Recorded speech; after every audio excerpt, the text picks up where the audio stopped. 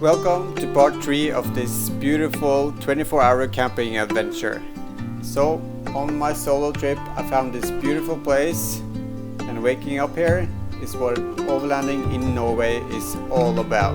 Waking up in a spot like this, drinking your morning coffee and enjoying life before you start your day. It's getting extremely warm inside of the tent, so gonna get dressed and get out and start packing, and just gonna do an easy breakfast and getting back on the road. I wanna have more time on the road today than I did yesterday, so yeah.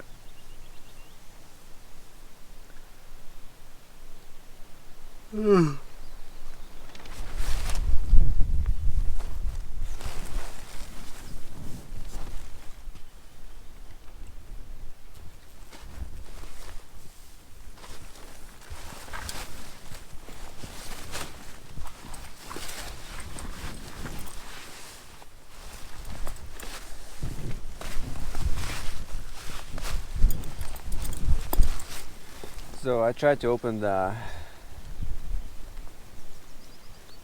insect guard, but the mosquitoes came in straight away. So that's why I'm putting on my pants. So it started raining last night. I didn't thought it was gonna rain, so I had some water ingress. But it's fine. This is the lowest corner, and with the X-bed I'm keeping high and dry. So the water came in from on the top here and just followed down to the lowest point. So but no worries, I've been dry and warm all night, almost too warm, so but not bad. But as I said yesterday, the sun came up early, so it's coming up again there. So it's never properly dark, and I think around 6 or 7 it was getting really warm. But I've been just snoozing for about 2 hours since 7, just to get some more sleep and just relax. So yeah, doing the morning shot.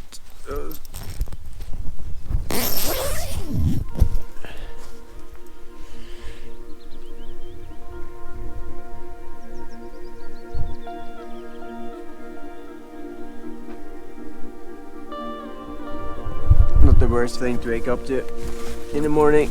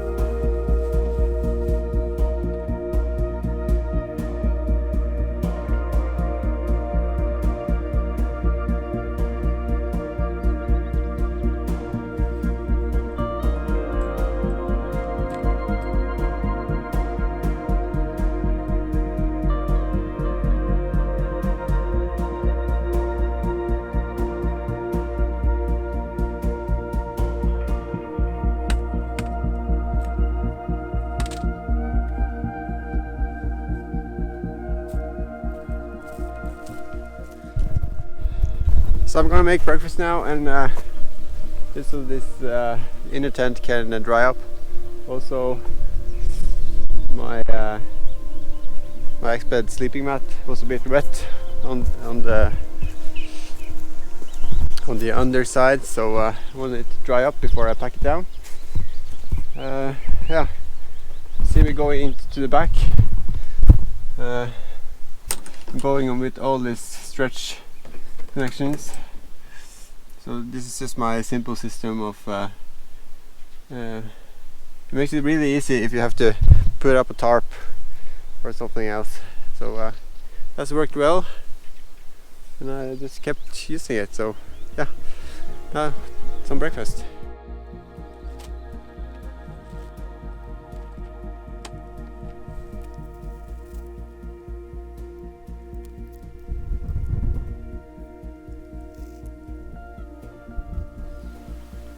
So everything is dried up, it seems. So yeah, I'm using this Exped sleeping mat, and I really recommend it.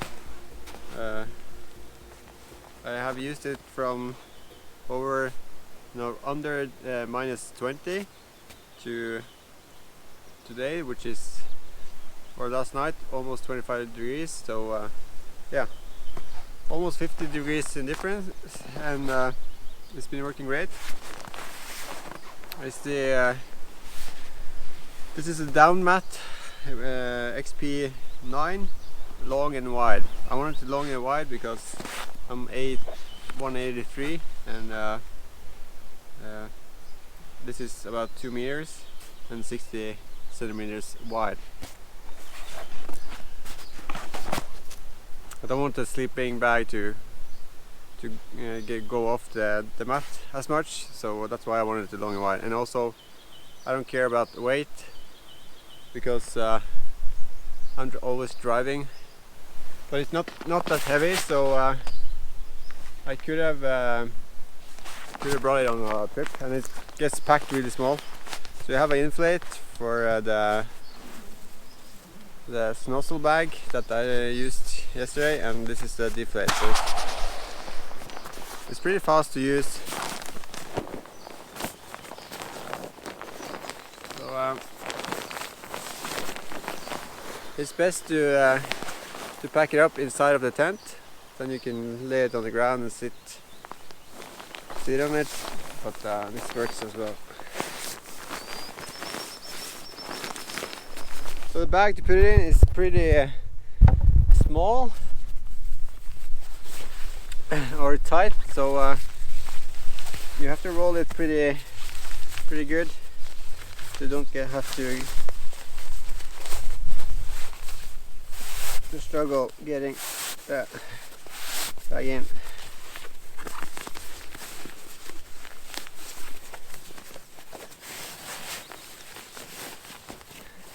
So at the end you can roll the snozzle bag, which you use for pumping up the mat, but you can roll it inside the mat, but I just put it on top here. And then we are ready to pack it down.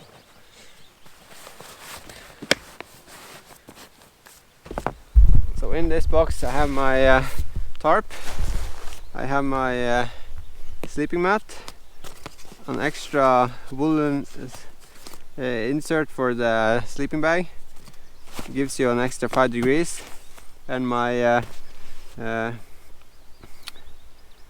what's it called, mountain blanket, I don't know, Fjellduk Extreme.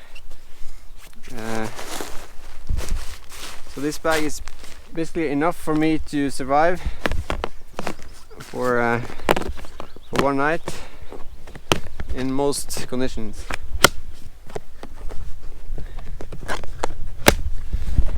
These boxes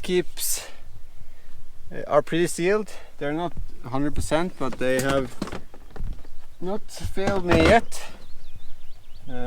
Even in snow and in our 700 kilometers snowmobile trip, no snow got into the boxes. Yeah. Need to fill up the water bottle. So I used a 10 liter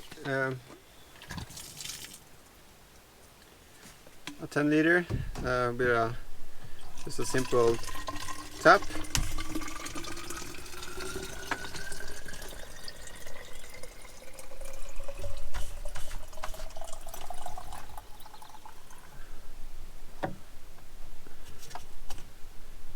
And this will be enough for a whole weekend for me if I cook and drink and make coffee and everything. So yeah, 10 liters is enough for me. Now it's just the tent, and I'm just gonna throw it in the back so it can dry up properly, because when I get home I'm gonna hang it up, air it out, and repack it.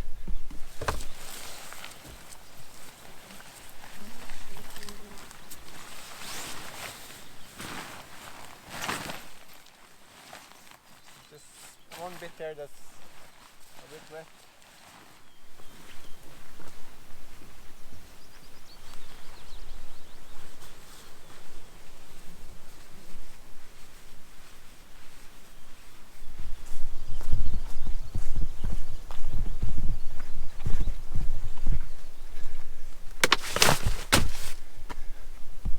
Also, can use it to dry stuff. Distant plate, it's like left.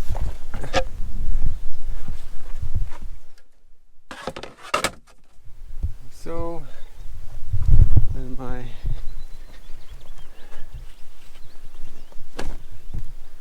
boxer. Like so. Get it done in the back.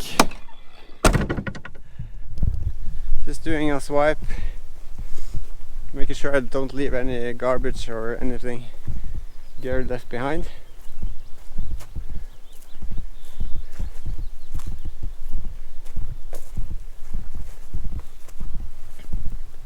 Nothing, and then usually do just a walk around of the car, checking that all of my doors are shut. If you have seen my previous video, you get that.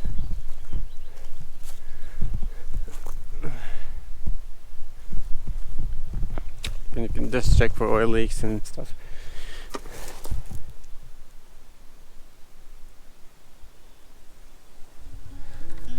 My last plate is loose, so I need to fix that.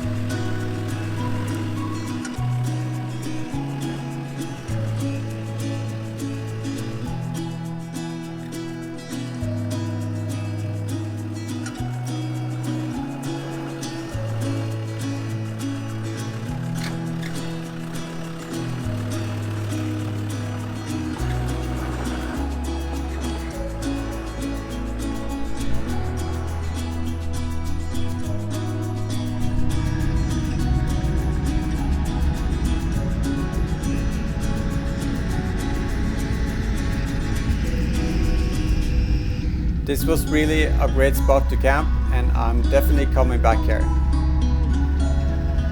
Now back on the road, I'm gonna follow this road down to Tydal.